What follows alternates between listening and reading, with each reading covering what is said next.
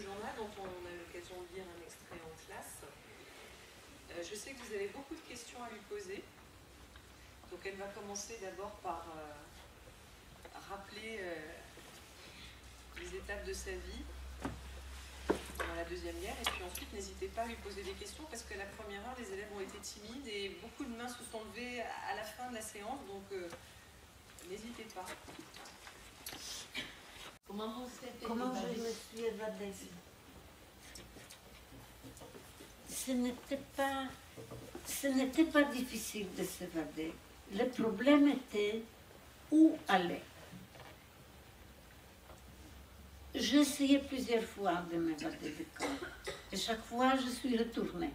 Puisque je suis allée chez quelqu'un qui ne... La méthode était telle. Une fois en 2 semaines, les prisonniers étaient envoyés au baignoire de faire touche dans une place publique et on a aussi désinfecté les habits. Alors, pendant cette occasion, quand on marchait, on pouvait quitter la colonne. Et je vous avais dit qu'il y avait dans le camp un groupe de gens qui avaient le contact avec les gens de Cracovie. Et ils m'ont dit que tel et tel jour, dans telle et telle place, quelqu'un va m'attendre. Et c'était vraiment cette Juta Leszczyńska qui m'attendait, c'était une fille de 18 ans.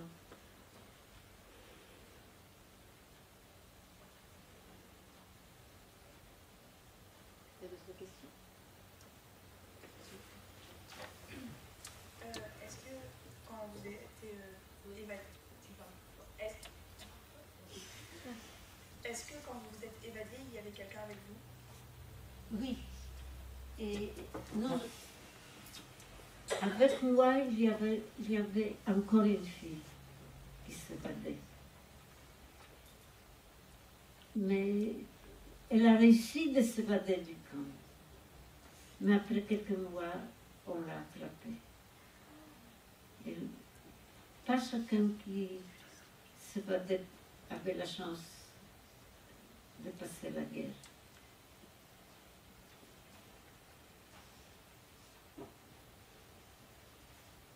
D'autres questions? Elle est devenue quoi, la fille de 18 ans? Elle est devenue quoi, la fille de 18 ans qui vous a aidé Juta. à protéger? C'était quelque chose de triste avec Juta.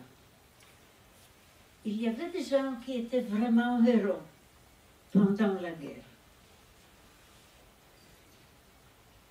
Et après la guerre, il fallait se mettre dans la vie quotidienne et d'apprendre, travailler.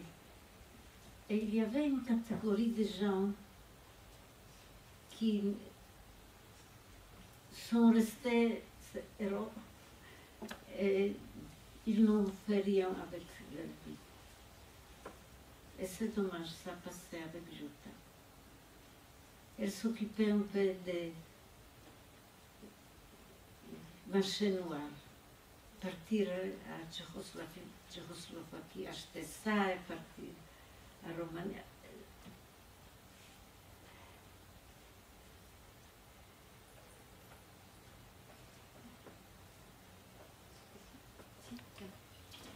La force qui a fait que vous êtes devenue la femme que vous êtes aujourd'hui, vous l'avez trouvée où?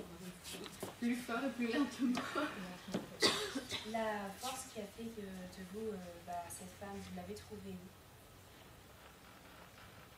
où? La femme que vous êtes, vous l'avez trouvée cette force? Où est-ce que vous avez trouvé la force? La vie est si forte. La volonté de vivre chose, c'est dans chaque animal, dans chaque pas de question. Même la question de peur, je n'avais pas peur. Où on vit, où on...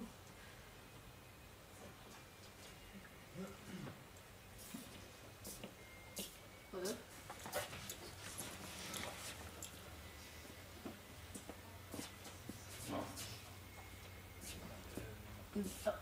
Au revoir. Est-ce que vous avez revu votre vie avec des enfants et tout ça, après tout ça?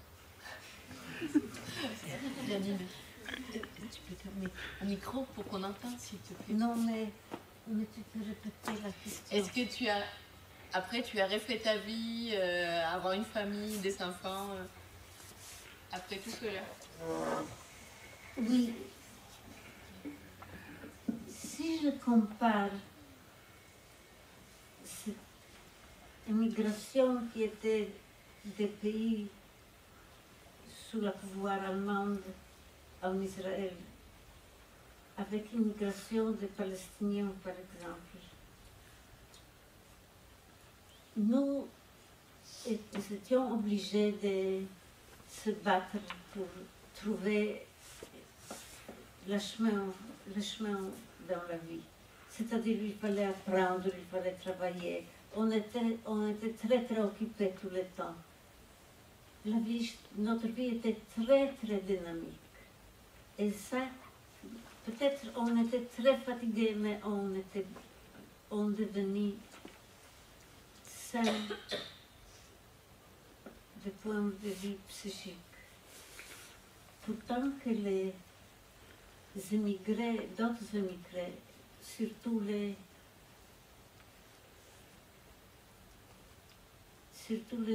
Palestiniens qu'on les chasse de leur village et qu'ils sont dans le camp des réfugiés, et ne font rien. Et ça, c'est très mal pour eux. S'il aurait la vie a cessé pour eux. Et c'était aussi un sentiment quand j'ai visité à Lviv, pas longtemps, avant 2 ans. Je n'avais pas aucun sentiment pour les maisons et pour les places. Tant que les Palestiniens qui étaient chassés d'Israël, et quand ils ont l'occasion de retourner, de voir leur place où ils étaient une fois heureux, pour eux ont une grande douleur. Et je pense que Rodolphe voulait aussi savoir un peu la suite de votre vie au niveau familial et professionnel, les études. J'ai réussi à finir mon baccalauréat dans le lycée de gouvernement. Et cependant, je vivais encore dans la maison des enfants. C'est-à-dire que je n'avais pas de problèmes, de soucis matériels en Pologne. Et tout de suite après la guerre, il y avait un grand espoir qu'une nouvelle vie va se naître après la guerre, que c'est la dernière guerre, et que le monde est ouvert devant vous. C'était quelque chose de surprenant. Et je pouvais aller à n'importe quelle université en Pologne. Comme un orpheline, on était encouragés. Et dans ce moment-là, j'ai reçu une lettre d'une tante qui vivait en Palestine, qui m'a invité à venir chez elle. Alors je me suis décidée de partir. Je suis venue en Israël. Est-ce que vous auriez préféré partir avec votre maman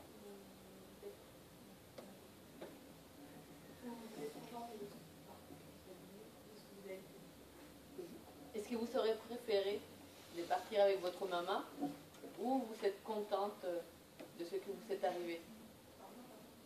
Vous vous contentez ou vous préférez? Aujourd'hui, je peux dire que c'était tous un rêve ou une rêve. Un rêve toute la vie. Et quelqu'un m'a posé une question, quel était le moment le plus heureux dans ma vie? C'était celui-là quand j'avais mon premier fils, qui est là.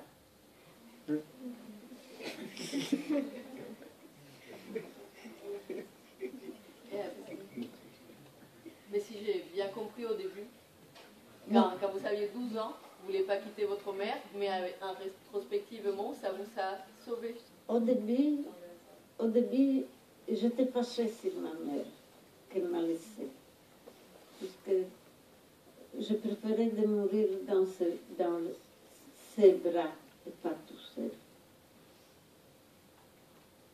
Et ça vous a sauvé quand même. Et je crois que cette poésie, à ma mère, reflète ça.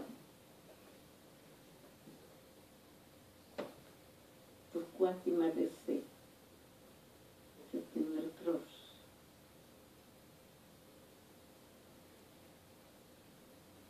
Vous avez d'autres questions?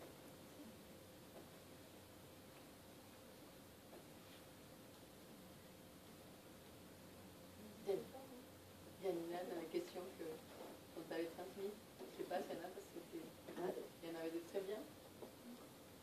De vos questions, les collègues historiens lui ont transmis, elle était très étonnée, étonnée d'une façon très positive de vos questions.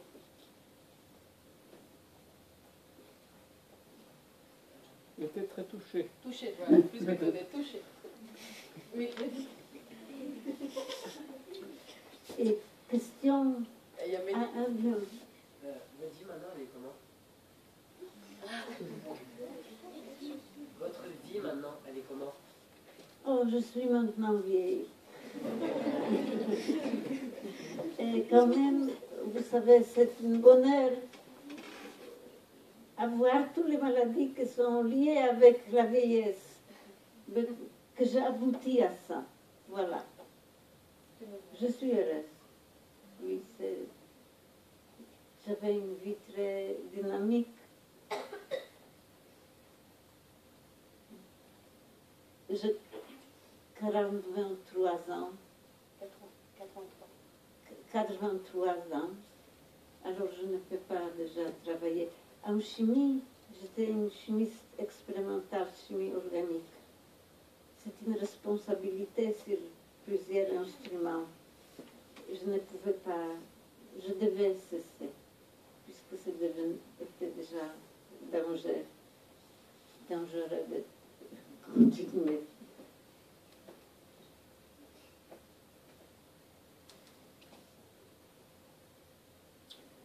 Et un problème que j'ai besoin d'ajouter. Notre passé, tragique comme il était, ne nous donne pas de raison, pas du tout, d'expulser les Palestiniens de la terre où ils vivaient beaucoup d'années. Il nous faut vivre ensemble. C'est un message que ça m'oblige de le tirer et de le dire. La politique du gouvernement israélien qui utilise notre passé pour justifier des créer la place pour tous les juifs de tout le monde. Ça, je ne justifiais pas, pas du tout. Chacun qui veut venir peut venir en Israël, mais les Palestiniens ont le même droit de vivre là-bas. Voilà.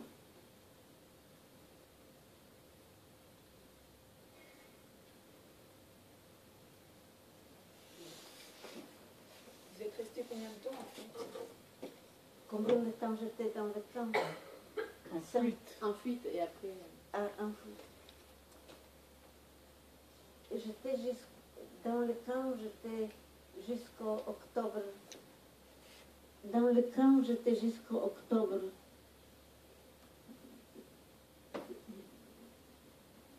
43. Et la fin de la guerre était 45.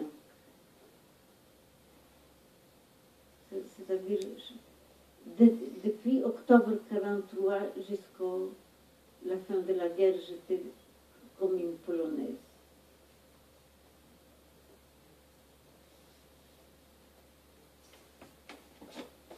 Et des questions. Et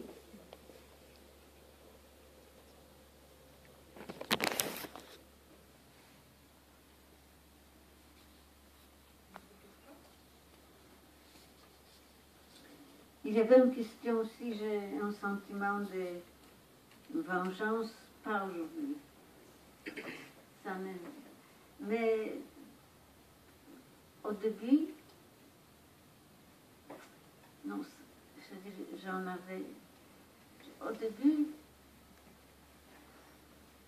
il y avait pourparlers entre notre Premier ministre Ben Gurion et avec Adenauer, le Premier ministre de l'Allemagne.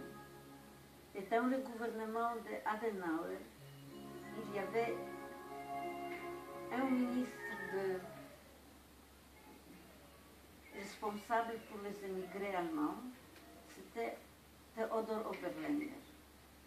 Theodor Oberländer était un chef d'une unité qui entrait à Lvov en 1941. Alors j'écrivais des lettres pour protester. Et l'autre personne, c'était le secrétaire de l'État allemand. Son nom était Globke. C'était lui qui était responsable. Globke était un avocat. Et lui, il était responsable pour les lois racistes de 1935 envers des juifs et envers des ciganes. Des Tziganes, oui. Envers des ciganes. Alors j'ai aussi protesté contre ça. De ma part, ils pouvaient vivre, mais pas comme pas sur ces hautes fonctions. Je n'étais pas du tout content que le gouvernement israélien ne proteste pas.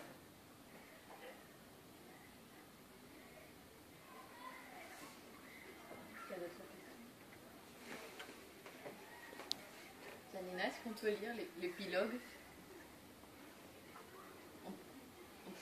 L'horloge biologique avance toujours, affaiblissant la vie et passant la mémoire. Ayant dépassé 80 ans, la génération de la Seconde Guerre mondiale s'approche à sa fin naturelle. En passé, comme beaucoup vieux gens, je retourne vers mon passé, vers le Lvov, mais mon Lvov n'est plus le Lvov de mon enfance. Mon Lvov d'aujourd'hui est partout où on chasse, où gens dans leur vie, où on les chasse de leur maison, de leur village et de leur ville natale, où les gens perdent leur famille. Et même en Haïfa, vous pouvez voir un quartier déserté. Là, la population arabe était chassée en 1948. On voit des maisons où on voit des ruines, où on voit des maisons avec des fenêtres et des entrées bloquées pour qu'ils ne puissent y entrer. Et je peux imaginer comme des gens sont en 1948, on tirait vers eux, on n'a pas les tués, seulement on tirait au-dessus de tête, et ils ont couru vers les ports, vers la mer. Là, il y avait déjà des bateaux qui les prenaient vers l'inconnu. Est-ce que Camille peut lire un dernier poème? Est-ce que Camille peut lire un dernier poème, Oui. s'il vous plaît?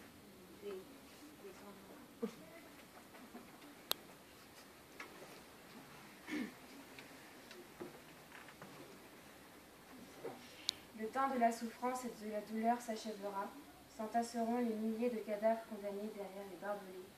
Mais le jour viendra, le temps viendra où la joie régnera de nouveau parmi nous. Le soleil brillera pour nous aussi. Ce soleil qui dort même en été, un chant résonnera, un chant joyeux, lorsque les clameurs de la victoire retentiront contre le responsable de notre souffrance. Alors s'achèvera le mal, la douleur de l'existence, s'achèvera le temps des tourments.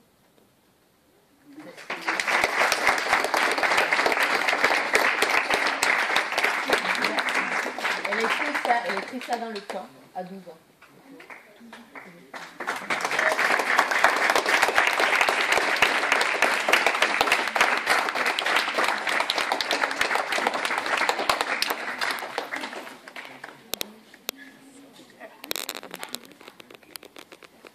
Merci beaucoup, Janina. Merci beaucoup.